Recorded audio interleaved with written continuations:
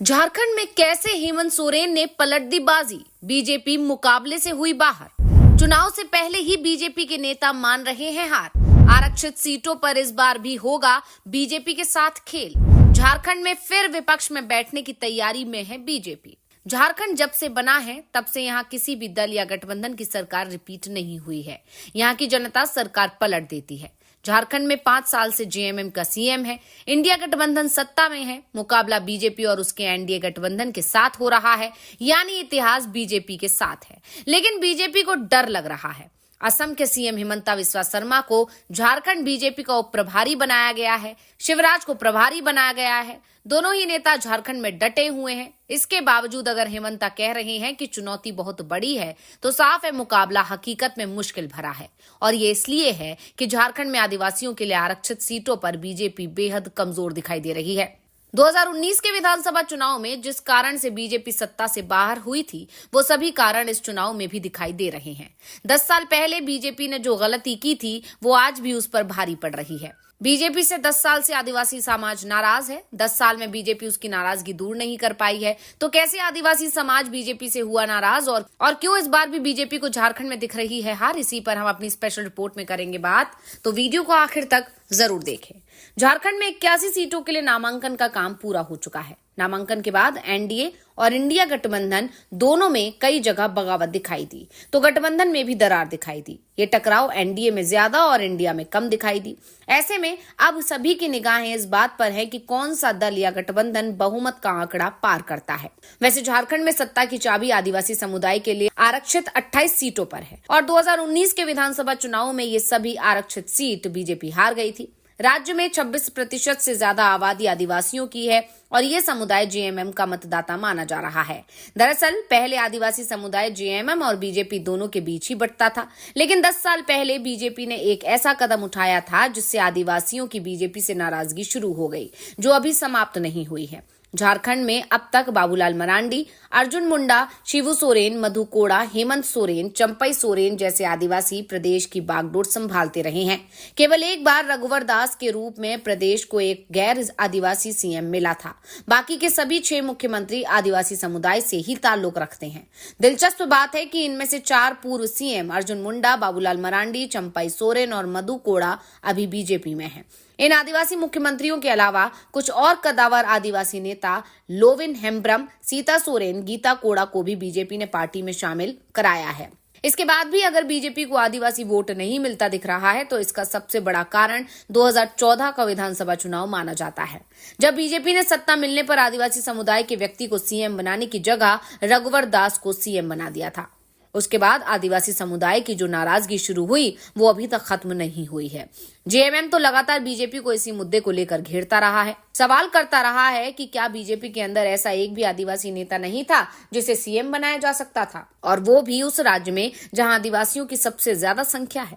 वैसे और भी कई कारण हैं जिसके चलते कहा जा रहा है कि आदिवासी बीजेपी से नाराज हैं और इस बार भी वो बीजेपी को वोट नहीं देगा, क्योंकि झारखंड एक आदिवासी बहुल राज्य के रूप में जाना जाता है। 2011 की जनगणना के मुताबिक यहाँ पर आदिवासी करीब 26% हैं। झारखंड में विधानसभा की 81 में से 28 सीट आदिवासी के लिए रिजर्व है।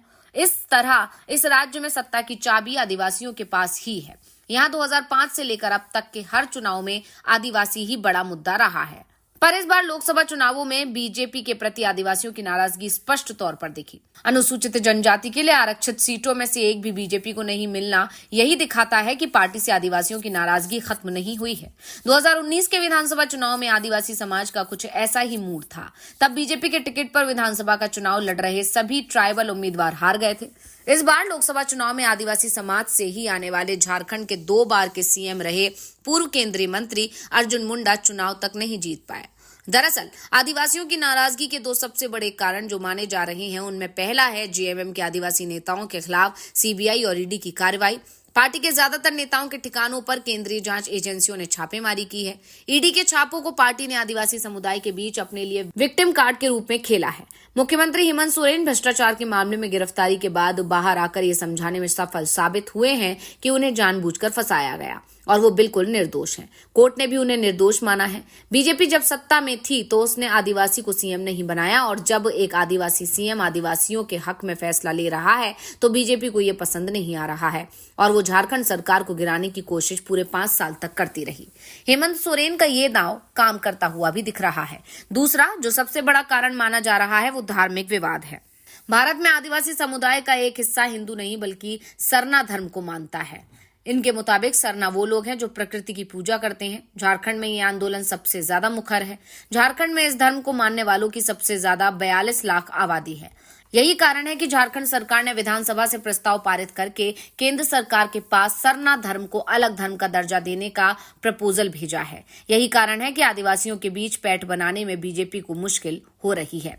साफ है, आदिवासियों के मुद्दे उठाकर हेमंत सोरेन ने बीजेपी पर बढ़त तो बना ली है और सही कसर बीजेपी के टिकट वितरण ने पूरी कर दी है। बीजेपी आदिवासियों की नाराजगी को दूर करने के लिए जेएमएम और दूसरे दलों से बड़े आदिवासी नेता अपने साथ लाई है, जिसमें चंपाई सोरेन, मधु कोड़ा, लोविन हेम्ब्रम, सीता सोरेन, गीता कोड़ा का नाम प्रमुख रूप से शामिल है। पार्टी की तरफ से अधिकांश लोगों को टिकट भी दिया गया है, लेकिन ये टिकट देना बीजेपी को भारी पड़ता दिख रहा है। दरअसल बीजेपी के पुराने आदिवासी नेता इससे नाराज हो गए और उन्होंने पाला बदल लिया। ज्यादातर नेता तो जेएमएम में शामिल हो गए, कुछ को हेमंत सोरेन ने टिकट भी दे दिया। इसके बाद से बीजेपी के लिए दल बदलू नेता फायदे की जगह नुकसान करते दिखाई दे रहे हैं। सरायकेला सीट से चुनाव लड़ रहे चंपाई सोरेन के बारे ही कहा जा रहा है कि उनके लिए अपनी सीट जीतना भी मुश्किल है, जबकि बीजेपी उन्हें पूरे सरायकेला में प्रचार की जिम्मेदारी देने की तैयारी कर रही थी। लेकिन अब चंपाई के लिए ही मुकाबला मुश्किल हो गया है, क्योंकि जेएमएम ने गणेश महाली को उतार दिया है और गणेश महाली बीजेपी छोड़कर जेएमएम में शामिल हुए हैं और इसकी मुख्य वजह चंपाई सोरेन ही है, जिसके बाद से ये साफ समझा जा सकता है कि इस बार भी आदिवासी हेमंत सोरेन को ही फिर से सीएम बनते देखना चाहते हैं। बीजेपी की तरफ से जो भी सर्वे कराया गया है उसमें आदिवासी जेएमएम के साथ ही जाते दिख रहे हैं और इसी के चलते पार्टी ने रघुवर दास को झारखंड से दूर रखा है, उन्हें ओडिशा का राज्यपाल बना दिया है, जिसके चलते पार्टी आदिवासियों के बीच ये मैसेज देने की कोशिश में जुटी हुई है कि अगर बीजेपी की सरकार बनती है तो सीएम आदिवासी को ही बनाया जाएगा।